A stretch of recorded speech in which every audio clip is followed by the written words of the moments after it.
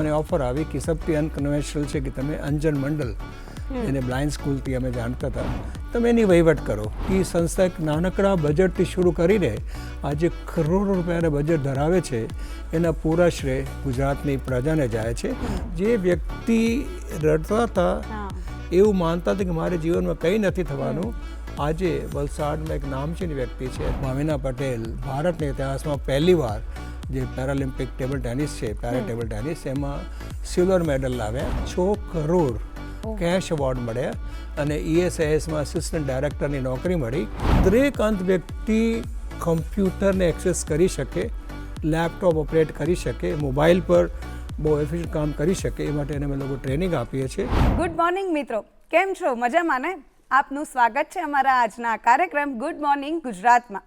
મિત્રો, આપણી આસપાસ ઘણા બધા એવા લોકો હોય કે જે પોતાના સપના પૂરા કરવા માટે દિવસ રાત મહેનત કરતા હોય છે, પરંતુ સામે પક્ષે કેટલાક લોકો એવા પણ હોય કે જે બીજાના સપના પૂરા કરવા માટે અથવા તો બીજાના જીવનમાં પ્રકાશ પથરાય એ માટે સતત પ્રયત્ન કરતા હોય છે. આજે આપણા જે ગેસ્ટ છે ને, એ પણ આવું જ કંઈક કરી રહ્યા છે. IIMમાંથી બિઝનેસ મેનેજમેન્ટ કરી હવે પોતાની સ્કિલ થકી અન્ય લોકોના જીવનમાં પ્રકાશ પાથરી રહ્યા છે. તો આવો મળીએ આપણા આજના અતિથિ કે જેઓ અંધજન મંડળના જનરલ સેક્રેટરી છે, એવા ભૂષણ પૂનાનીને. નમસ્કાર સર, તમારું સ્વાગત છે અમારા આ કાર્યક્રમમાં. My pleasure. તો સર, કેમ છો તમે? મજામાં? મજામાં, થેન્ક યુ. અને કેવો છે તમારો દિવસ? શરૂઆત ક્યાંથી કરી તમે દિવસની? એકચ્યુઅલી IIMમાં જ્યારે હું સ્ટડી કરતા હતા, એક વિચાર આવ્યા કે શિક્ષા પ્રાપ્ત કરીને જીવનમાં વિકાસ તો બધા કરતા હોય છે, પણ બીજા વ્યક્તિ માટે આપણે કંઈ કરીએ, આપણે સમાજ માટે કરીએ, એવા વર્ગ માટે કરીએ કે જેના માટે જેને વિકાસની રાહ પર જવાથી એને લાભ થાય. તો મેં એક નાનું નિર્ણય લીધું કે આ પ્રેરણા મારે પિતાશ્રી પાસેથી મળી હતી, જે બહુ જાણીતા સમાજ સુધારક હતા, ભગત ચેલારામ. અને એના પ્રેરણાથી મેં એક નાનું વિચાર આવ્યા કે ભલે તમે IIM અમદાવાદના પોસ્ટ ગ્રેજ્યુએટ હો, તો બી તમારી જે શિક્ષા છે કોઈ સાર્થક રીતે સારા કામમાં લગાવી શકો. તો મેં રિક્વેસ્ટ કરી મારી મેનેજમેન્ટ ઇન્સ્ટિટ્યૂટને કે મારે અનકન્વેન્શનલ ફિલ્ડમાં કામ કરવું છે. મને ઓફર આવી કે સૌથી અનકન્વેન્શનલ છે કે તમે અંજન મંડલ એને બ્લાઇન્ડ સ્કૂલથી અમે જાણતા હતા, તમે એની વહીવટ કરો.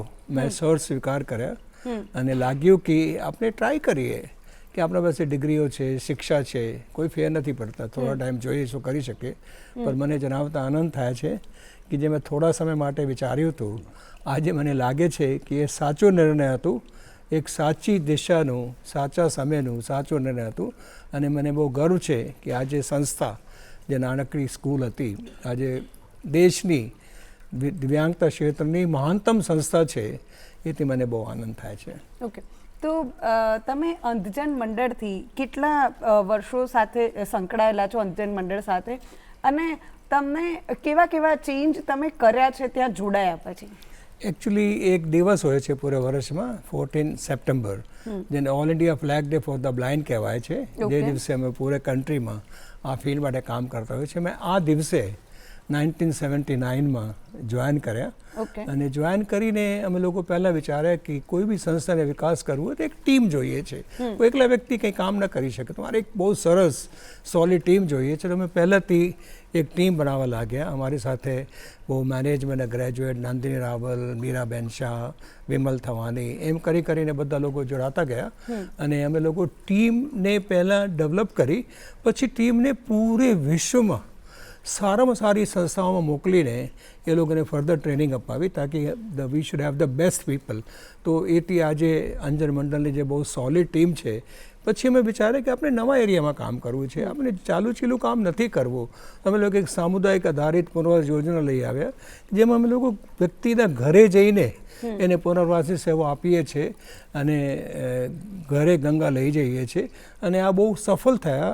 એ જ પ્રોજેક્ટમાં લગભગ 5 લાખ લોકોને અમે લોકો દેશ અને વિદેશમાં કવર કર્યા. પછી ત્યારે અમે લોકો ટેકનોલોજી તરફ જઈ રહ્યા છીએ. અમે લોકો સ્કૂલ ઓફ ફિઝિયોથેરાપી શરૂ કરી, અમે લોકો રેકોર્ડિંગ સ્ટુડિયો સ્ટાર્ટ કર્યા અને એવી ઘણી નવી નવી પ્રવૃત્તિઓ લઈ આવ્યા કે જેમાં અમે લોકો એક્સપેન્ડ કરતા ગયા. પહેલાં પ્રવૃત્તિ એક્સપેન્ડ કરી, પછી અમે લોકો એરિયા વાઇઝ એક્સપેન્ડ કર્યા. આજે મને જણાવતા ગર્વ થાય છે કે સંસ્થાના 18 કેમ્પસીસ છે પૂરે ગુજરાતમાં, 20 જેવા વિઝન સેન્ટર છે, 32 જેવા ડે કેર સેન્ટર છે. આ બધું મળીને એક સંસ્થાને ગુજરાતના દરેક ગામડા સુધી પહોંચી શકે અને રાજસ્થાનના જોધપુર સુધી પહોંચી શકે એ માટે અમે લોકો વ્યાપ કરી શક્યા છીએ.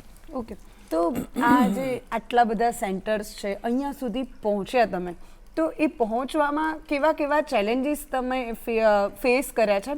અને સેકન્ડ થિંગ કે હવે એવું છે કે તમે દિવ્યાંગ લોકો જોડે કામ કરી રહ્યા હતા, તો સૌથી પહેલાં તો તમારે એમને સમજવા પડે, એમના અંદર કઈ એબિલિટી છે, કઈ ડિસએબિલિટી છે એને સમજવું પડે. તો એ તમે શરૂઆતના દિવસોમાં કેવી રીતે ટેકલ કર્યું? શું પ્રોબ્લેમ્સ આવતા હતા તમને? સૌથી પહેલાં કોઈ બી સંસ્થાને વિકાસ કરવો હોય તો આર્થિક સપોર્ટ તો જોઈએ છે. અમે લોકો સૌથી પહેલાં ફંડ રેઝિંગનું કાર્ય શરૂ કર્યા અને મને જણાવતા ગર્વ થાય છે કે ગુજરાતની પ્રજા એક દાનવીર પ્રજા છે. ગુજરાતના વ્યક્તિ વિશ્વના ગમે તે ખૂણામાં રહેતા હોય, ગુજરાત એને હૈયામાં છે અને અમે લોકો જે એની એક દાનની ભાવના છે ને, બીજાને મદદ કરવાની ભાવના છે, એના અમે લોકો સદુપયોગ કરીને લોકોને સુધી પહોંચ્યા. એને વિનંતી કરી કે અમે લોકો આગળ વધવા માંગીએ છીએ, અમે લોકો વધારે દિવ્યાંગજનોને કવર કરવા માંગીએ છીએ, આપના સહાય જોઈએ છે, આપની સપોર્ટ જોઈએ છે. મને જણાવતા આનંદ થાય છે કે સંસ્થા એક નાનકડા બજેટથી શરૂ કરીને આજે કરોડો રૂપિયાના બજેટ ધરાવે છે. એના પૂરા શ્રેય ગુજરાતની પ્રજાને જાય છે. પછી અમને અમારા સંસ્થાના સદનસીબ કે એવા સ્ટાફ મળ્યા, એવા લોકો મળ્યા કે જે વેલ ક્વોલિફાઈડ હતા, વેલ મોટિવેટેડ હતા, વેલ એક્સપિરિયન્સ હતા અને બીજે જે ટ્રેનિંગ લઈ આવ્યા અને એ આજે મને જણાવતા ગર્વ થાય છે કે એમાંથી એક વ્યક્તિ બી સંસ્થા છોડીને ગયા નથી. અમારે ત્યાં સ્ટાફ ટર્નઓવર છે જ નહીં અને જે બી ગયા છે કોઈ કારણથી આજે બી સંસ્થાને મદદ કરે છે. અને ત્રીજી ચેલેન્જ હતી કે અમે લોકો સંસ્થાના વ્યાપ કઈ દિશામાં કરીએ. તો અમારા જે સ્થાપક હતા ડૉક્ટર જગદીશ પટેલ, એની ચર્ચા કરીને અમે લોકો નેત્રહીનતાની સાથે સાથે બીજા વિકલાંગને કવર કરવા લાગ્યા અને જેટલી વિકલાંગતાઓ છે, 21 વિકલાંગતાઓ છે, અમે બધા માટે કામ કરવા લાગ્યા. અને સેકન્ડ, ખાલી એના પુનર્વાસ નહીં, એના મેડિકલ ઇન્ટરવેન્શનથી લઈને, પુનર્વાસથી લઈને એના સામૂહિક વિકાસ સુધી, આપણે રોજગાર સુધી જઈએ. અમે લોકો એક કન્ટિન્યુમ બનાવ્યા કે દિવ્યાંગજનને જેટલી સેવાઓ જોઈએ છે, જે પ્રકારના દિવ્યાંગ હોય બધી સેવા સંસ્થા આપવી જોઈએ અને આ કરવાથી અમે લોકો બહુ ઝડપથી વિકાસ પામી શક્યા. ઓકે, તો આ તમે વાત કરી કે તમને લોકોનો સપોર્ટ મળ્યો, જે લોકો દિવ્યાંગોને ટ્રેનિંગ આપી શકે અથવા તો કંઈક હેલ્પ કરી શકે. હવે તમે જ્યારે શરૂ કર્યું 71માં, એ વખતે કદાચ આ ટોપિક પર કોઈ વાત બી એટલી નહોતું કરતું. તો જે વ્યક્તિ ખુદ દિવ્યાંગ છે એ વ્યક્તિ આગળ આવી અને તમારી સાથે જોડાય, તો એ વસ્તુ કેવી રીતે, રિસ્પોન્સ કેવો હતો દિવ્યાંગોનો કે ભાઈ તમે કહેવા જાઓ એમને કંઈ કે અમે આવું કંઈક શરૂ કર્યું છે તો તમે જોડાવ, તો શું હેઝિટેટ કરતા હતા કે બહુ જ સારો રિસ્પોન્સ હતો? શું હતું? એના એક જ ફોર્મ્યુલા છે કે પહેલાં આપણે અધ્યયન કરવું જોઈએ કે એની નીડ શું છે, એને શું જોઈએ છે, એના વિચારો શું છે, એ શું એક્સપેક્ટ કરે છે, શિક્ષામાં જવા માંગે છે, એને સાધન સહાય જોઈએ છે, ટેકનોલોજી જોઈએ છે અથવા એને પરિવારનું સપોર્ટ જોઈએ છે. જ્યારે વ્યક્તિને અમે લોકો એના એનાલિસિસ કરીએ અને જોઈએ કે એને શું જોઈએ, આ બધું પૂરા પાડીએ તો વ્યક્તિ સહજ તૈયાર થઈ જતો હોય છે. આપણે આપણા વિચારો થોપવા નથી માંગતા, અમે એને પૂછવા માંગીએ છીએ કે તમારે શું જોઈએ છે, શું કરવાથી તમારે જીવનમાં વિકાસ થઈ શકે. એ કરવાથી અમે જે ઇન્ડિવિજ્યુઅલ એજ્યુકેશન પ્લાન બનાવીએ છીએ એમાંથી દરેક વ્યક્તિ એના વાતાવરણ, એના પરિવાર, એની બેકગ્રાઉન્ડ, એ બધાના સામૂહિક અધ્યયન કરીને અમે જે યોજના બનાવીએ છીએ એના કારણે ઇન્વોલ્વ થાય છે. અને સેકન્ડ અગત્યના મુદ્દા છે, આપણે ફક્ત વ્યક્તિ નહીં, વ્યક્તિના પરિવાર સુધી જઈએ છીએ, એના મા બાપ સુધી જઈએ છીએ, એને ઇન્વોલ્વ કરીએ છીએ. પૂરા જે સમુદાય છે, એ આજુબાજુના લોકો છે એની સાથે જે સંકળાયેલા છે, અમે એના વિકાસ કરીએ છીએ, એને સ્વીકાર્ય કરીએ છીએ, એને અમે લોકો આ કાર્યમાં ઇન્વોલ્વ કરીએ છીએ. આ કરવાથી એક સામૂહિક પ્રયાસથી લોકો જોડાય છે. પ્લસ સરકારની સવલતો શું છે, સરકારની સપોર્ટ ક્યાં મળે છે, કેવી રીતે મળે છે, એને શું સરકાર આપી શકે, એ બધા એને અમે લોકો સગવડ પૂરી પાડવા માટે પ્રયાસ કરીએ છીએ અને સરકારને કન્વિન્સ કરીએ છીએ કે આ લોકોને શું જોઈએ છે, આ તમારે કેવી રીતે આપવું જોઈએ. જ્યારે અમે લોકો સરકાર, સમાજ, સમુદાય, વ્યક્તિ, પરિવાર અને સહયોગી સંસ્થાઓને સાથે લઈ આવીએ છીએ તો એ સામૂહિક પ્રયાસથી આપણે બધું કાર્ય કરી શકીએ છીએ. ઓકે, તો હવે એવો કોઈ કિસ્સો અથવા તો એવું કોઈ એક વ્યક્તિ જેમણે તમને ઇન્સ્પાયર કર્યા હોય થ્રુ આઉટ ધ જર્ની, અથવા તો કોઈ એવું દિવ્યાંગ વ્યક્તિ હોય કે જેનું જુનૂન જોઈને અથવા તો જેના અંદર આપણે સ્પિરિટ કહીએ ને કે કંઈક કરી લેવું છે, એવા કોઈ કિસ્સા તમારા ધ્યાનમાં આવ્યા હોય તો જે દર્શકોને પ્રેરણા આપી શકે? એવા તો બહુ કિસ્સાઓ છે, જે કિસ્સા બહુ પ્રેરણાદાયક છે. ભાવિના પટેલનું છે. ભાવિના પટેલ એક વ્હીલચેરમાં જીવન વ્યતીત કરતી વડનગરની બાલિકા ITIમાં કોર્સ કરવા માટે અહીં આવીને ત્યાંના સ્કૂલમાં ભણીને, તો એને નાનકડી શરૂઆત કરી. એક ટેબલ ટેનિસ અમે શરૂઆત કરી, તો એક ટેબલ ટેનિસ પર ધીમે ધીમે રમતા હતા. પછી એ બેંગ્લોરમાં એને ટ્રેનિંગ લીધી, પછી એ સ્ટેટ લેવલ ટુર્નામેન્ટમાં રમ્યા, નેશનલમાં રમ્યા, અને પછી એને બહુ સંઘર્ષ કર્યા. સંસ્થાએ બહુ સપોર્ટ કરી, એને ઘણા દેશોમાં મોકલ્યા એને ટુર્નામેન્ટ માટે, એના રેટિંગ માટે. મને જણાવતા ગર્વ થાય છે કે જાપાન પેરાલિમ્પિકમાં ભાવિના પટેલ ભારતના ઇતિહાસમાં પહેલીવાર જે પેરાલિમ્પિક ટેબલ ટેનિસ છે, પેરા ટેબલ ટેનિસ, એમાં સિલ્વર મેડલ લાવ્યા. અને આપણા માટે ઇતિહાસ હતું. એટલી મોટી ઘટના હતી કે જે મને મેડલ મળ્યા, માનનીય શ્રી સત્કારયોગ શ્રી નરેન્દ્ર મોદીએ ઇમિડિયેટલી ફોન કર્યા કે ભાવિના, હું તો મને બહુ ગર્વ છે કે તમે મારા ગામની છો અને આવું તમે કરી બતાવ્યા છે. અને આનંદની વાત છે કે એને લગભગ 6 કરોડ કેશ એવોર્ડ મળ્યા અને ESISમાં આસિસ્ટન્ટ ડાયરેક્ટરની નોકરી મળી. જ્યારે હું તમારી સાથે વાત કરી રહ્યા છું, આજે એ વિશ્વની એની કેટેગરીની નંબર 1 પ્લેયર છે. વાહ, રાઈટ. તો હવે તમે પહોંચો કે ભાવિના અહીંયા સુધી પહોંચી ગયા, રાઈટ? તો એમની લાઈફમાં શું પ્રોબ્લેમ્સ વધારે આવે? લાઈક કેવું હોય કે એક અંગ ભગવાનને ના આપી હોય તો કદાચ બીજી સેન્સ એમને વધારે આપી હોય, રાઈટ? તો તમે કેવી રીતે દિવ્યાંગ લોકોને મૂલવો છો, અથવા તો કેવી રીતે એમનું ઓબ્ઝર્વેશન કરો છો? એમની સ્પેશિયાલિટી શું હોય છે? પહેલાં તો વ્યક્તિએ પોતાની વિકલાંગતા સ્વીકાર કરવી પડે. જ્યાં સુધી વ્યક્તિ વિકલાંગતા સ્વીકાર નહીં કરે, આગળ વધવું શક્ય નથી થતું. પછી એમાં આત્મવિશ્વાસ, એમાં જે દૃઢ નિશ્ચય એ લાવવું પડે. પછી એની જે વિકલાંગતા છે, વિકલાંગની સાથે સાથે એની જે એબિલિટી છે, જે કાર્ય કરી શકશે, જે કાર્ય કરવામાં સક્ષમ છે, આપણે એ કાર્ય પર વધારે ભાર મૂકવો જોઈએ. આપણે એની વિકલાંગતાને દૂર નથી કરી શકતા, પણ એની વિકલાંગતા વચ્ચે નહીં આવે એવું પ્રકારનું કાર્ય તો કરાવી શકીએ છીએ. દાખલા લઈએ, ભાવિનાની વાત થઈ કે વ્હીલચેરમાં છે, પણ ટેબલ ટેનિસ તો આપણે બોડી અપર બોડી પર પ્લે કરવાના છે. એ માટે એની વિકલાંગતા વચ્ચે નથી આવતી, એના રૂલ થોડા અલગ હોય છે. એ માટે જે વ્યક્તિની એબિલિટી છે એને સ્વીકાર કરી. અને થર્ડ, અત્યારે આ જમાના ટેકનોલોજીના જમાના છે, નવી નીતિના જમાના છે, તો એને જે નવી સાધન સહાય છે, નવી ટેકનોલોજી છે, નવી અસિસ્ટિવ ડિવાઇસીસ છે, એ બધું આપીને એને આપી તેના વિકાસ વધારે સારું થાય છે. ઓકે, તો અત્યારે તમે ટેકનોલોજીની વાત કરી, ડિવાઇસની વાત કરી, તો અત્યારે એવા કયા કયા ડિવાઇસીસ છે અવેલેબલ જે દિવ્યાંગ લોકો હોય, કોઈ પણ પ્રકારની દિવ્યાંગતા ધરાવતા હોય, એમને હેલ્પ કરી શકે? બહુ સારા ક્વેશ્ચન છે કે તારે જે ટેકનોલોજી છે એક લેવલર છે. આજે દાખલા આપું કે આ 30 વર્ષ પહેલાં કમ્પ્યુટર, મોબાઈલ, લેપટોપ એક બ્લાઇન્ડ વ્યક્તિ માટે યુઝલેસ હતા. એને એક્સેસ ના કરી શકે. આજે એ જ વસ્તુ જે એના માટે અછૂત હતી, આજે એના જોબનું સૌથી મોટું સાધન છે. અત્યારે અમે લોકો નવા software, NVDA software, JAWS for window software અને ડિજિટલ ટેકનોલોજીના ઉપયોગથી દરેક અંત વ્યક્તિ કમ્પ્યુટરને એક્સેસ કરી શકે, લેપટોપ ઓપરેટ કરી શકે, મોબાઈલ પર બહુ એફિશિયન્ટ કામ કરી શકે. એ માટે અમે લોકો ટ્રેનિંગ આપીએ છીએ. અને મને જણાવતા આનંદ થાય છે કે આવતા વર્ષોમાં એ કમ્પ્યુટરના ઉપયોગથી એક્ઝામ આપશે, કમ્પ્યુટરના ઉપયોગથી પ્રોગ્રામિંગ કરશે. આજે TCS, ઇન્ફોસિસ, વિપ્રોમાં બહુ મોટી સંખ્યામાં નેતની વ્યક્તિઓ એઝ કમ્પ્યુટર પ્રોગ્રામર કામ કરી રહ્યા છે. આજે જે હાઈએસ્ટ નંબર ઓફ જોબ આવી રહી છે, બેંકમાં હોય કે રેલવેમાં હોય, કે ત્યાં એક કમ્પ્યુટર બેઝ જોબ છે, અને એ લોકો ખાલી એને એક સોફ્ટવેર આપવાથી, સેમ કમ્પ્યુટર છે, કોઈ ચેન્જ નથી, એ જ કમ્પ્યુટરમાં સોફ્ટવેર આપવાથી એ વ્યક્તિ એને એક્સેસ કરી શકે છે. હમણાં નવા ચશ્મા આવી ગયા છે, સ્માર્ટ ગ્લાસીસ, અને એ ચશ્માથી એ સ્કેન કરી શકે, મટીરિયલ સ્કેન કરીને ગમે તે ભાષામાં રીડ કરી શકે છે. સામે ઓબ્સ્ટેકલ છે એ એને ખ્યાલ આવી જાય, સામે કોણ વ્યક્તિ બેઠા છે એની ડિસ્ક્રિપ્શન આવી જાય, અને જે વ્યક્તિના ફોટો સેવ કરેલું હોય તેનું નામ બી આવી જાય. તો આ જે AI બેઝ ટેકનોલોજી છે એ ટેકનોલોજી એ લોકોની movement, mobility, confidence, job profile, job opportunity અને જીવનમાં આગળ વધવાનું જે એક તક મળી છે એ ખરેખર સરાહનીય છે. ઓકે, હવે તમે વોકેશનલ રિહેબિલિટેશન એનો પણ કોર્સ કર્યો છે, રાઈટ? ઇઝરાયલથી કર્યો છે, તો એ શું છે અને એ કેમ કર્યો તમે?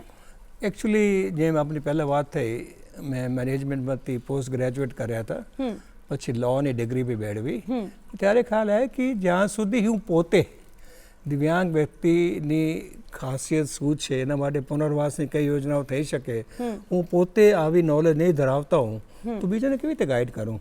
તો મને તક મળી હાઈફા યુનિવર્સિટી જે ઇઝરાયલમાં છે, ત્યાં એક બહુ જ વેલ ડિઝાઇન અમેરિકન લોકો દ્વારા કરેલું કોર્સ જે ત્યાં હતું એને મને સ્પોન્સર કરવામાં આવ્યા CBM જર્મની દ્વારા. મેં કોર્સ કર્યા અને કોર્સ દરમિયાન મને આ ફિલ્ડની જે લેટેસ્ટ માહિતી છે જે ઇન્ડિયામાં ત્યારે અવેલેબલ નહીં હતી, ત્યાંની જે લાઇબ્રેરી છે, it was the most well equip library મેં ક્યારે જીવનમાં જોઈ છે. એનો ઉપયોગ કરીને મેં સારામાં સારા જે માહિતી છે ત્યાંથી મેળવી, એને પુનર્વાસની યોજનાઓ કેવી રીતે બનાવાય, એને કેવી રીતે અપાય, એમાં શું શક્તિ છે, એના કેવી રીતે ઉપયોગ થાય. અને મને જણાવતા આનંદ થાય છે ત્યાં મને એક ફાર ટિકવા village of love, village of hope, એમાં જઈને રહેવાની તક મળી. અને એના આધાર પર આજે અમદાવાદની નજીક આનંદધામ નામની સંસ્થા આવી છે જે બિલકુલ ઇઝરાયલને મોડલ પર બનાવવામાં આવી છે, જ્યાં મેન્ટલી ચેલેન્જ બાળકો માટે રહેવા જમવાની સગવડ છે. અને આજે જે અંજન મંડળ એટલા વિકાસ પામ્યા છે, એમાં જે બેસિક નોલેજ લઈને અમે લોકો એ નોલેજને ઇમ્પ્લિમેન્ટ કર્યા છે, અમલમાં મૂક્યા છે, અને કેવી રીતે અમે લોકો નવા અભિગમ અપનાવી શકીએ એની જે અવેકનિંગ છે એ ત્યાંથી આવી. ઓકે, હજુ વધારે આપણે આગળ વાતો કરીશું. તમે ઘણા બધા પેપર્સ પ્રેઝન્ટ કર્યા છે, જે દિવ્યાંગ લોકો છે એના કાયદા વિશે, એમની પોલિસી વિશે તમે વાત કરી છે, એ બધી જ વાતો આપણે કરીશું. પરંતુ દર્શક મિત્રો, અત્યારે સમય થયો છે એક નાનકડા વિરામનો. મળીએ વિરામ બાદ.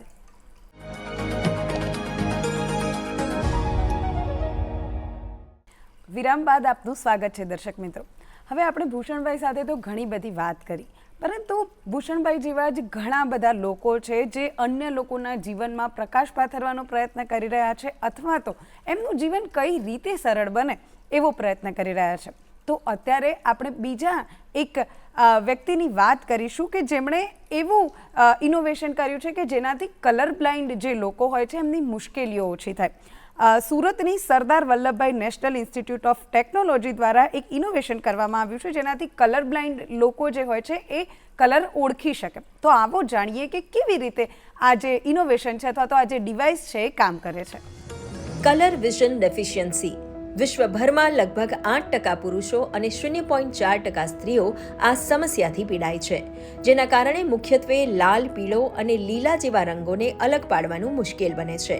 ત્યારે સાક્ષી પદ્મવાર દ્વારા કલર બ્લાઇન્ડ સમસ્યાથી પીડાતા 4 થી 5 લોકો પર 6 મહિના સુધી સંશોધન કરવામાં આવ્યું છે. તેને રાષ્ટ્રીય સ્તરે પણ માન્યતા મળી છે.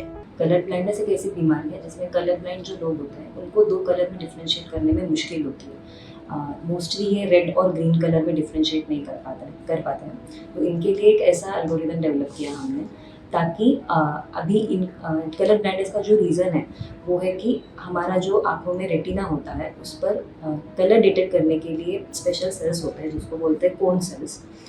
इनमें कलर ब्लाइंड लोगों में कोन सेल्स की डेफिशिएंसी होती है, मतलब वो कम संख्या में रहते हैं कोन सेल्स.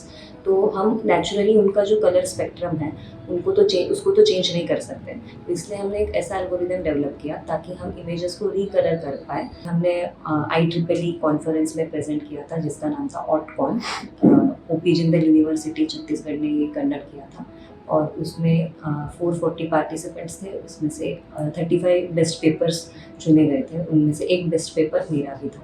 इस एल्गोरिथम के द्वारा हम उनको दुनिया और रंगीन दिखाना चाह रहे हैं. इसका एक बहुत बड़ा एग्जाम्पल है कि हमारा ट्रैफिक लाइट्स होती है जहाँ हमारे पास रेड, ग्रीन और येलो कलर होता है, तो वो लोग उसको नहीं देख पाते. तो हम कुछ इस तरह का फ्यूचर एस्पेक्ट ये है इसका कि इसको हम एक ऐसा डिवाइस बना सकते हैं या स्क्रीन में ये एल्गोरिथम, जो भी हमारी स्क्रीन बेस्ड सिस्टम है वहाँ पे एक एल्गोरिथम को ये यूज किया जा सकता है सो दैट उनको और ज़्यादा जो है कलर कॉन्ट्रास्ट दिख सके, so that they can easily identify these 3 colors. આ તકનીક રંગ અંધતાના કારણે સંઘર્ષ કરતા લાખો લોકોના રોજિંદા જીવનને સરળ બનાવવામાં કારગર સાબિત થશે. પણ આ તકનીક કામ કેવી રીતે કરે છે?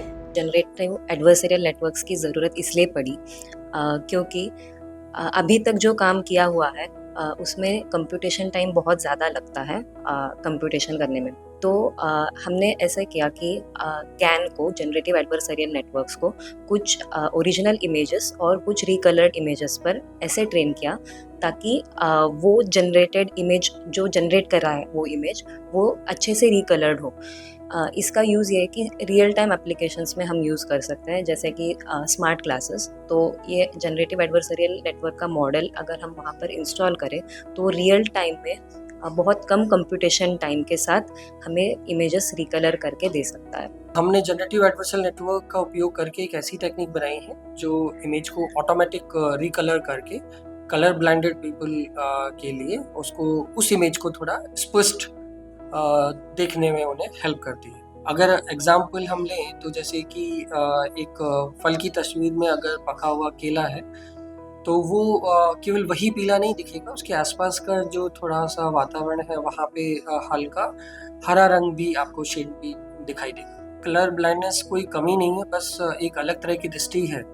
और हमारी टीम का मिशन ये है कि हम टेक्नोलॉजी के माध्यम से लोगों का जीवन आसान बना पाए.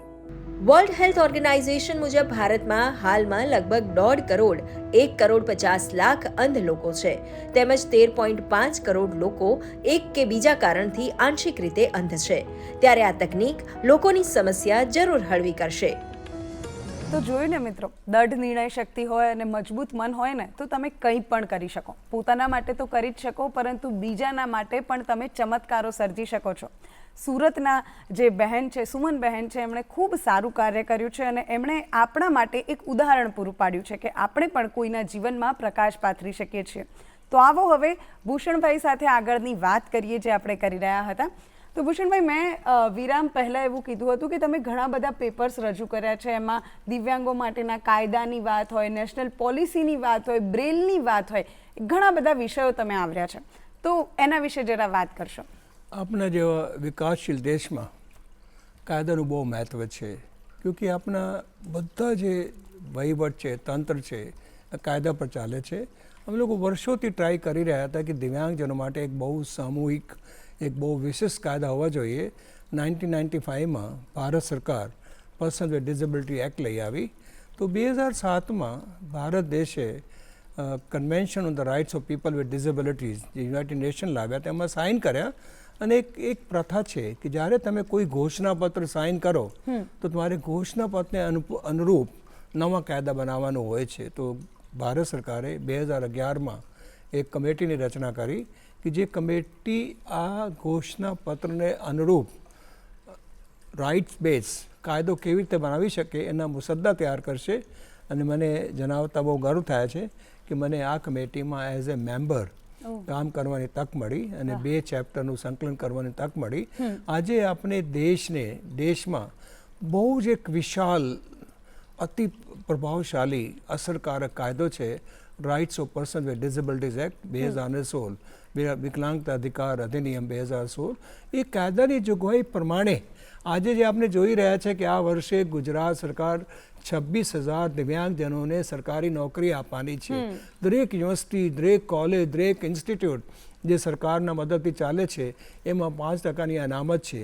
જેટલા વિકાસના કાર્યો છે જે સરકાર સપોર્ટ કરે છે અથવા સ્થાનિક તંત્ર સપોર્ટ કરે છે એમાં 5% અનામત આવી છે. આ બધા અનામતની શરૂઆત આ કાયદાથી થઈ છે.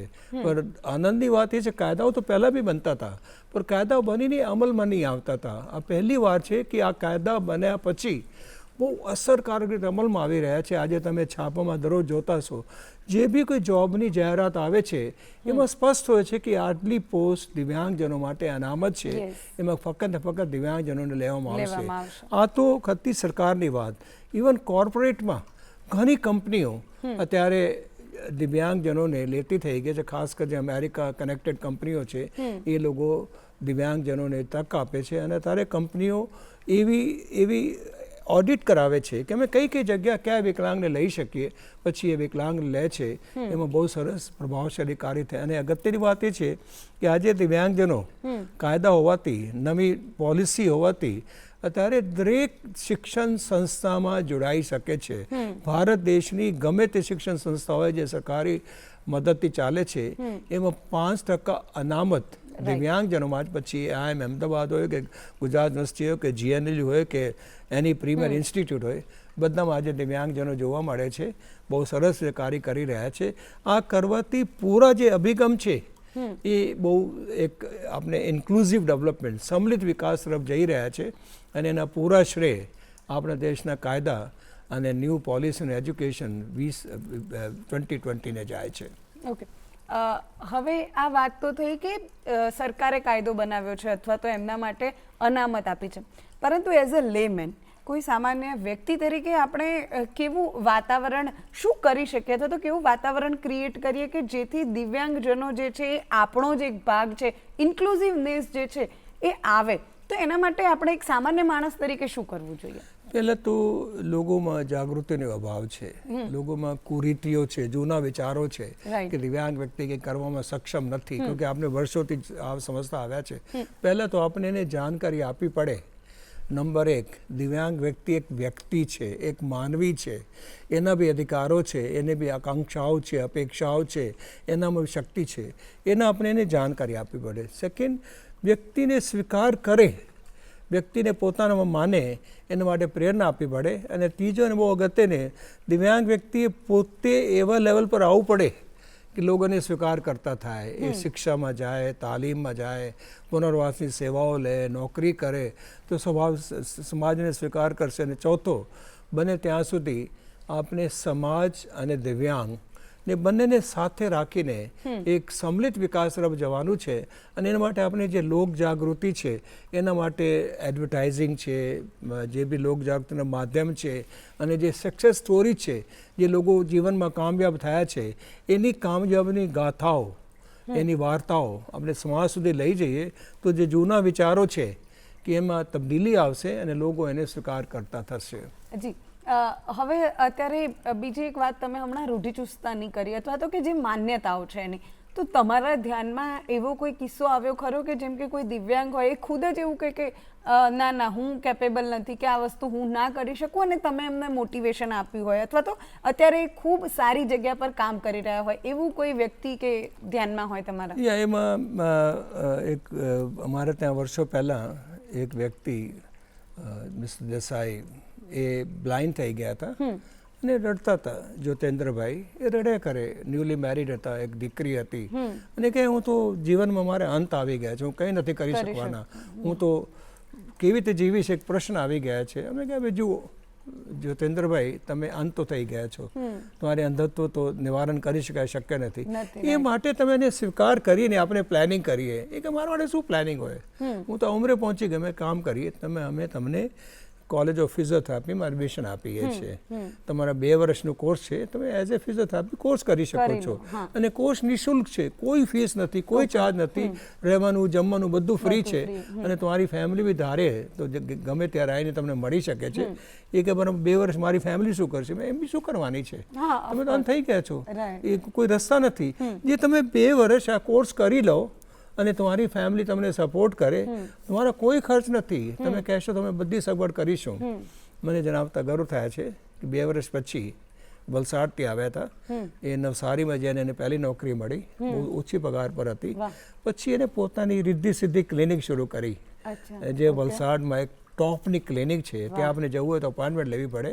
આજે જે વ્યક્તિ રડતા હતા, એવું માનતા હતા કે મારે જીવનમાં કંઈ નથી થવાનું, આજે વલસાડમાં એક નામચીન વ્યક્તિ છે. અને મજાની વાત એ છે કે એના દીકરાઓ બી ફિઝિયોથેરાપી કરીને એની સાથે જોડાઈ ગયા છે, એનું બંગલો છે, કાર છે, પૂરી ફેમિલી છે. હું માનું છું કે એના અંજન મંડળમાં આવું અને મળવું અને ફિઝિયોથેરાપી કોર્સ કરવું એક બહુ સરસ કોઇન્સિડન્સ હતું કે અમે એક વ્યક્તિને નવા જીવન આપ્યું. અને એવા હજારો એક્ઝામ્પલ છે કે જે લોકો પોતાની વિકલાંગતા સ્વીકાર નહીં કરતા હતા, સ્વીકાર કર્યા પછી આજે બહુ સારું કામ કરી રહ્યા છે. રાઈટ, તમે આવા ઘણા બધા લોકોને મોટિવેશન આપ્યું હશે ને ઘણા બધા લોકોની લાઈફ ચેન્જ કરી હશે, એક ઉદાહરણ તમે આપી દીધું. તો તમારા મોટિવેશનનો સોર્સ શું છે? તમને પણ ક્યારેક તો તમે હતાશ થતા હશો, અથવા તો ક્યારેક એવું જે વિચાર્યું હોય એ ના થાય, તો તમે ક્યાંથી મોટિવેટ થાવ છો, અથવા તો ક્યાંથી મોટિવેશન મેળવો છો? સૌથી પહેલાં તો મારા જે પ્રેરક હતા ડૉક્ટર એનઆર શેઠ, એ IIMના ડાયરેક્ટર હતા. ઓકે. બહુ જ એક આઈ શુડ સે મેન ઓફ પ્રિન્સિપલ. જ્યારે મને લાગે કે જીવનમાં કંઈ આગળ વધવામાં અડચણ આવી રહી છે, અંધકાર દેખાય છે, મને જઈને મળતા હતા. અને પછી તમારા પોતાના ફેમિલી, જે તમારા ફેમિલી મેમ્બર તમને કોઓપરેટ કરે, મારા વાઈફ હંસ અને દીકરી સચ્ચી, એ લોકો જ્યારે બી લાગે કે આપણે કંઈ તકલીફમાં છીએ, એ લોકો સપોર્ટ કરે છે. અને મારી બહુ સારી ટીમ છે મારા ઓફિસમાં. 10 લોકોની ટીમ છે, બધા પ્રોફેશનલ છે. જ્યારે લાગે કે આપણે કંઈ અટકી ગયા છે, અમે લોકો બેસીને એક સાથે સામૂહિક ચર્ચા કરીએ છીએ. જ્યારે 10 લોકો સાથે કામ કરે ને, સાથે વિચાર કરે, તો હલ નીકળી આવે છે. રાઈટ. અને પછી અમુક બુક્સ એવા છે કે તમે વારંવાર જઈને એને વાંચવાથી તમને ધાર્મિક બુક હોય, ગુરબાની હોય, જે ગીતા હોય, એને તમે અધ્યયન કરવાથી તમને ઘણા આન્સર્સ ઓટોમેટિકલી મળી જતા હોય છે. તો આ તો તમે ધાર્મિક બુક્સની વાત કરી, તો એના સિવાય તમને વાંચનનો શોખ ખરો, અથવા તો વાંચો છો જો તમે, તો કયા પ્રકારના બુક્સ વાંચો છો? એકચ્યુઅલી હું પહેલાં જે એબ્સ્ટ્રેક્ટ બુક્સ છે, ઓકે, કે જે જીવનમાં થોડા અલગથી જીવનમાં પ્રકાશ પાડે છે, જે વ્યક્તિને અલગ દિશા જોવાનું મળે છે, એ વાંચતા હતા. પણ થોડા સમયથી મેં મારો શોખ બદલીને હું સોશિયલ મીડિયા પર ગયા છું. અને હું મોટા ભાગે કે મારી સંસ્થા ગ્રોઈંગ સંસ્થા છે, અને we are multiple social media. તો અમે લોકો ટ્રાય કરીએ છીએ કે આવા સક્સેસ સ્ટોરીઝ ડેવલપ કરીને, એડિટ કરીને એને પ્રોજેક્ટ કરીએ. તો આપ અમારી વેબસાઇટ જુઓ તો there are more then 250 YouTube જે અમે લોકો ડેવલપ કરી છે. There are thousands of Facebook post જે અમે કરીએ છીએ. તો it tax us lot of time. તો અમે લોકો for example vision in dark છે, જે મારા એક યુનિક પ્રોજેક્ટ છે, એના એવરી ડે આવતા વિઝિટરના અમે કમેન્ટ્સ લઈએ છીએ અને એને અપલોડ કરીએ છીએ. તો અત્યારે જેટલું મને ટાઈમ મળે છે ફ્રોમ માય બિઝી શેડ્યુલ, હું એ સોશિયલ મીડિયાને કેવી રીતે અમે લોકો અપગ્રેડ કરીએ અને વધારે લોકોને પહોંચી શકીએ. બિકોઝ અમે લોકો પહેલાં જે વાત થઈ એની થિંકિંગ બદલવા માંગીએ છીએ. ખાલી લેક્ચર આપણને થિંકિંગ ના બદલાય. તમારે એને સ્ટાર્ટ આપવું પડે, તમારે એને વિઝ્યુઅલ આપવા પડે, તમારે એને સ્ટોરીઝ આપવી પડે. અને એ કરવા માટે અમે લોકો અત્યારે લેટેસ્ટ ટેકનોલોજી અને લેટેસ્ટ ઇક્વિપમેન્ટ વાપરીને અમારી જેટલી ઇવેન્ટ છે અમે લોકો લાઈવ કરતા હોઈએ છીએ, પછી એને એડિટ કરતા હોઈએ છીએ, પછી એને સ્મોલ યુટ્યુબ ચેનલ પર ફિલ્મ બનાવીને અપલોડ કરતા હોઈએ છીએ. And that's playing a wonderful role. Right. તો વિઝન ઇન ધ ડાર્કમાં આપણે પછી આવીએ. પહેલાં મારે તમને પૂછવું છે કે તમે જો તમારા સજેસ્ટ કરવાની હોય કોઈને બુક વાંચવા માટે, તો તમે કઈ બુક કરો સજેસ્ટ?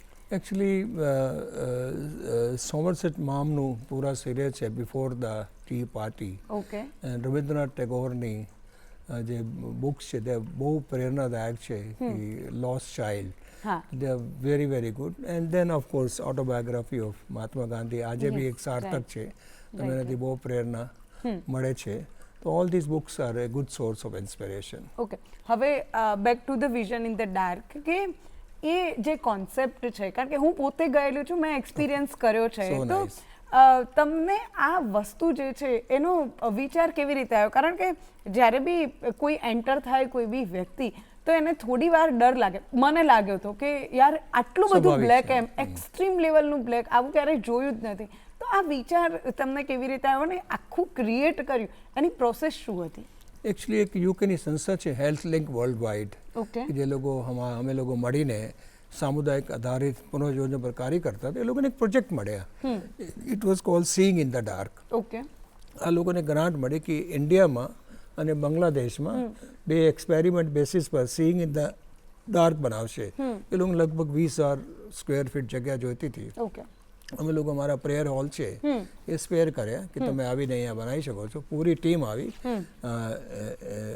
યુકેથી. એ લોકો અહીંયા રહીને બધું ડેવલપ કર્યા.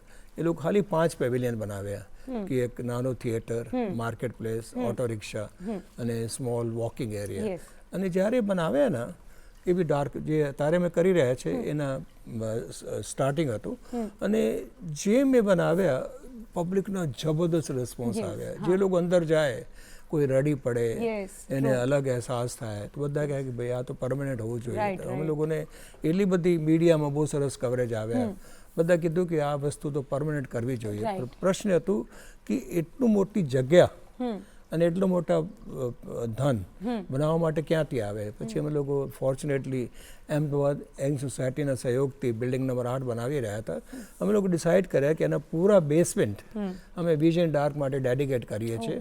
તો એ પૂરા બેસમેન્ટ જે 1500 સ્ક્વેર યાર્ડ જગ્યા છે એ અમે લોકો ડેડિકેટ કરી અને અમે લોકો એક પછી એક પેવેલિયન બનાવતા ગયા. અને મને જણાવતા બહુ આનંદ થાય છે કે દરેક પેવેલિયન ગુજરાતની કલ્ચર પ્રમાણે છે. Yes. મને તમે એન્ટર કરો પહેલા ભગવાનના ભગવાન દર્શન આવે, થાય. yes. તમે બધા ભગવાન દેવી દેવતાઓના દર્શન થાય એને તમે અંધકારમાં ઓળખવું પડે. Yes. પછી તમને ગુજરાતના ગામડા આવે એમાં તમારે બેનિયન ટ્રી અને બાંસરી વાદક, પનિહારી, કુવા અને ગૌ માતા, બેલગાડી બધું આવે. પછી સૌરાષ્ટ્રનું ગામડું આવે. Right. પછી તમારે માતાજીના દર્શન આવે. દર્શન પછી મહાપુરુષો આવે. પછી ગાર્ડન આવે. હમણાં તારે ઝૂ એડ કર્યા છે. પછી અમે લોકો થિયેટર આવે, રેસ્ટોરન્ટ આવે. તો એમ કરીને પૂરી સિક્વન્સ છે અને એના હેતુ એક જ છે કે અમે વ્યક્તિને એક અહેસાસ આપવા માંગીએ છીએ કે અંધત્વ લાગે છે ડ્રામનું છે પણ તો બી તમે અંધત્વ સાથે બધું મેનેજ કરી શકો છો. ખાલી તમારે કઈ રીતે મેનેજ કરવું, કઈ ઇન્દ્રિયોનું ઉપયોગ કરવું. જે બીજી ઇન્દ્રિયો છે, માનો કે તમારે જોઈ શકતા નથી, સાંભળી શકો છો, સ્મેલ કરી શકો છો, બોલી શકો છો, કાનેસ્થેટિક સેન્સ ઉપયોગ કરી શકો છો. એ માટે તમે જે બીજી ઇન્દ્રિયોનો ઉપયોગ કરો તો તમારી નેત્રહીનતાને તમે વિન ઓવર કરી શકો છો. અને થર્ડ, લોકોને ખબર પડે કે નેત્રહીનતા ખાલી કેવું સહેલું છે પણ અંધકારને તમે 1 કલાક માટે સહન નથી કરી શકતા. જે વ્યક્તિ પૂરી લાઈફ માટે નેત્રહીન છે એ કેવી રીતે કરતા હશે એને અહેસાસ આવે. અને થર્ડ અને અગત્યનું છે કે અમે લોકો ગુજરાતની કલ્ચર એક અલગ રૂપથી રજૂ કરવા માંગીએ છીએ કે તમે અંધકારમાં જઈને બી માતાના દર્શન તો કરી શકો છો. તમે બાંસરી વાદકને તો મળી શકો છો. તમને ખબર પડે કે જે લોકો અત્યારે અર્બન એરિયામાં રહેતા હોય છે, ગામડે નથી ગયા, એને જોવાનું મળે. અને ફોર્થ, અત્યારે અમે લોકો ટેકનોલોજીનો ઉપયોગ કરી રહ્યા છીએ. દરેક જગ્યાએ અમે લોકો સેન્સર બેઝ ટેકનોલોજી લઈ આવ્યા છે કે તમે ત્યાં ઊભા થાઓ તો ત્યાં વાતાવરણમાં શું છે ઓટોમેટિકલી જે ભાષામાં આપણે જોઈએ આપ સાંભળી શકશો અને રેકોર્ડ કરી શકશો. અને પ્લસ તમે જે અંદર મૂવ કરી રહ્યા છો એ અમે લોકો કેમેરાથી બહાર મોનિટર કરીએ છીએ. પછી આપણે બતાવીએ છીએ કે અંધકારમાં આપ કેમ ડગુબગુ થતા હતા, કેમ તમે લેક ઓફ કોન્ફિડન્સ હતું, કેમ તમે ભટકાઈ જતા હતા. તમને ખબર પડે કે અંધકાર એટલે શું. અને એમાંથી બહુ સરસ રિસ્પોન્સ આવી રહ્યા છે. ખાસ કરી યંગ લોકો જે MBBS કરી રહ્યા છે, નર્સિંગ કરી રહ્યા છે, એ લોકો જ્યારે આવે છે એ લોકોની આંખો ખોલી જાય છે. પછી પરિવાર સાથે બી આવે છે. અને અત્યારે અમે લોકો આપણે જણાવવાનું કે એઝ એ મ્યુઝિયમ એને માન્યતા મળી છે, મ્યુઝિયમ ઓફ અહેમદાબાદ. પ્લસ એમાં લોકોએ ટચ મ્યુઝિયમ લઈ સ્પર્શ મ્યુઝિયમ બનાવ્યા છે. બહુ સરસ કોન્સેપ્ટ છે કે માનો કે તમારે નેત્રહીન વ્યક્તિને તાજમહેલ શું છે એ તમે ઓડિયોથી કહી શકો પણ એને તમે એક્ઝેક્ટ વર્ણન ના કરી શકો કે ના મિનારા કેવા છે, ના ગુંબજ કેવા છે. તો અમે લોકો જેટલા મોન્યુમેન્ટ છે પૂરે દેશના એને અમે લોકો હ્યુમન હાઇટમાં શ્રિંક કર્યા છે. એ 6 ફૂટની હાઇટ સુધી બધે બનાવ્યા છે. તો કોઈ બી નેત્રહીન વ્યક્તિ છે દરેક મોન્યુમેન્ટને સ્પર્શ કરીને બધું જોઈ શકે. It's exact replica. અને લેટેસ્ટ છે જે અમને બહુ ગર્વ છે કીર્તિ તોરણ અમે લોકો હમણાં એડ કર્યા છે અને બહુ બ્યુટીફુલ છે. અને એ લોકો સાઇટેડ લોકોનો બી ખ્યાલ આવે છે કે અમારે બ્લાઇન્ડ વ્યક્તિને એક્સપ્લેન કરવું હોય તો એને સ્પર્શથી કરવું પડે. ત્યાં બી ટેકનોલોજી છે, બ્રેલ છે, ઓડિયો છે. અને મજાની વાત એ છે સીધી સાઈડની જાલી લોકો જોવે છે તો લોકો દૂરથી સમજી શકતા નથી કે એમાં જે ટ્રી ઓફ લાઈફ જીવનનું જે વૃક્ષ છે એ કેવી રીતે ડેવલપ કર્યા છે. અમે જે બનાવ્યા છે તમે એને સ્પર્શથી પૂરા અન્ડરસ્ટેન્ડ કરી શકો છો કે આનું કોન્સેપ્ટ શું હતું, એ શું કન્વે કરવા માંગીએ છીએ. ઘણા લોકો જો આવે છે પ્લસ અમે લોકો અમારે જે હીરો છે જગદીશ બ્રેલ, ભદ્ર સત્ય, Arvind Lalbhai, Louis Braille, Helen Keller, એના અમે લોકો અલગ મ્યુઝિયમ બનાવ્યા છે. એને ઓડિયો વિડીયો ફિલ્મ સાથે, ફોટોગ્રાફ સાથે. અને અમને ગર્વ થાય છે કે અમે ટેકનોલોજી મ્યુઝિયમ એડ કર્યા છે. વર્લ્ડની જે લેટેસ્ટ ટેકનોલોજી છે જે આજે અવેલેબલ છે આપ એક જ જગ્યા જોઈ શકો છો. નાઇસ. હવે ઘણી બધી વાતો તમારી સાથે કરવી છે પરંતુ સમયની મર્યાદા છે આપણી પાસે. હવે લાસ્ટ ક્વેશ્ચન હું તમને એવું પૂછવા માંગીશ કે તમે ઘણા બધા દિવ્યાંગોને જીવન સુધાર્યા છે અથવા તો ઘણા બધા અત્યારે પોતાની ઈચ્છા શક્તિથી અથવા તો પોતાના મનોબળથી આગળ આવ્યા છે, પરંતુ અત્યારે જે દર્શકો જોઈ રહ્યા છે એમાંથી ઘણા બધા એવા હશે કે જે હજુ પણ ક્યાંક ડરતા હશે અથવા તો ક્યાંક પોતાનામાં જે રહેલી છે તાકાત એને ઓળખતા અચકાતા હશે, તો એમને તમે શું મેસેજ આપવા માંગશો? હું તો સૌથી પહેલાં કહેવા માગું છું કે તમે તમારી વિકલાંગતાને સ્વીકાર કરો. તમારી વિકલાંગતા જે હકીકત છે એને સ્વીકાર કરીને વિકલાંગતા સાથે શું થઈ શકે એના માટે તમે માર્ગદર્શન મેળવો. દરેક જિલ્લામાં સંસ્થાઓ આવેલી છે, બહુ સારી સંસ્થાઓ છે, આપ ત્યાં જઈને માર્ગદર્શન મેળવી શકો. અને કંઈ નહીં હોય તો અંજન મંડળના દ્વાર તો ખુલ્લા છે, તમારે આવીને એ સ્ટડી કરવું પડે, જોવું પડે કે મારે જેવા બીજા વ્યક્તિઓ આજે શું કરી રહ્યા છે. ત્યાં ઘણી ઓડિયો ફિલ્મ છે અને ઇઝી છે કે અમારી જે વેબસાઇટ છે એમાં અમે લોકો સક્સેસ સ્ટોરીનું કોલમ મૂકેલા છે. જેટલા સક્સેસફુલ વ્યક્તિઓ છે એનામાં અમે લોકો સ્ટોરી લખેલી છે, વિડીયો ફિલ્મ બનાવેલી છે. એ જોવાથી અમારા દિવ્યાંગ ભાઈ બહેનોને ખબર પડશે કે તમારે નિસહાય થવાની જરૂર નથી, તમારે જીવનમાં વિશ્વાસ, આત્મવિશ્વાસ કેળવવાની જરૂર છે અને તમે જે કરવામાં સક્ષમ છો, જે તમે ટેકનોલોજી ઉપયોગથી વધારે સારું કરી શકો છો એની જાણકારી મેળવવાની જરૂર છે. નંબર 2, ભારત સરકારની, ગુજરાત સરકારની ઘણી યોજનાઓ છે કે જેમાં આપણને સહાય મળે છે, સપોર્ટ મળે છે, આપને માર્ગદર્શન મળે છે, એ આપણે મેળવી જોઈએ આપણા માટે છે. અને ત્રીજો, તમે તમારા પરિવાર, ફક્ત તમારું પોતાનું થિંકિંગ નહીં, તમે તમારા પરિવારને સાથે લઈને આવો.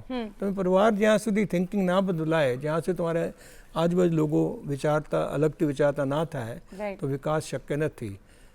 આત્મવિશ્વાસ, જાણકારી, ટેકનોલોજી અને પરિવારને સાથે રાખીને ચાલવાનું, એથી આપણને જે પ્રેરણા મળશે, તમે એનો ઉપયોગ કરીને જીવનમાં ઘણા ઉદાહરણ સંસ્થાઓ તમને મળશે કે જે લોકો બિલકુલ હતાશ હતા, જીવનથી હારી ગયા હતા, આજે બહુ સરસ કામ કરે છે, રોલ મોડલ છે દેશ માટે.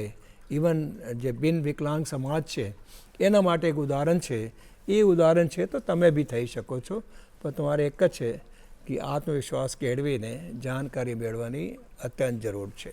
જી, ખૂબ ખૂબ આભાર ભૂષણ સર તમારો. અને કદાચ તમે આ જે મેસેજ આપ્યો છે ને એ માત્ર દિવ્યાંગ લોકોને નહીં પરંતુ બધા જ લોકોને જરૂર છે, કારણ કે ઘણા બધા લોકો પોતાની જાતને અંડર એસ્ટિમેટ કરતા હોય છે. અને મને આશા છે કે આપણા જે દર્શકો છે એમને પણ આજે ખૂબ સારી પ્રેરણા મળી હશે અને કદાચ એ પોતાના અંદર રહેલું જે મક્કમ મનોબળ છે અથવા તો પોતાના અંદર રહેલી જે ઈચ્છા શક્તિ છે એને થોડી વધારે દૃઢ કરશે, થોડી વધારે મજબૂત કરશે અને પોતાના સપનાઓ સાકાર કરવા માટે મચી પડશે.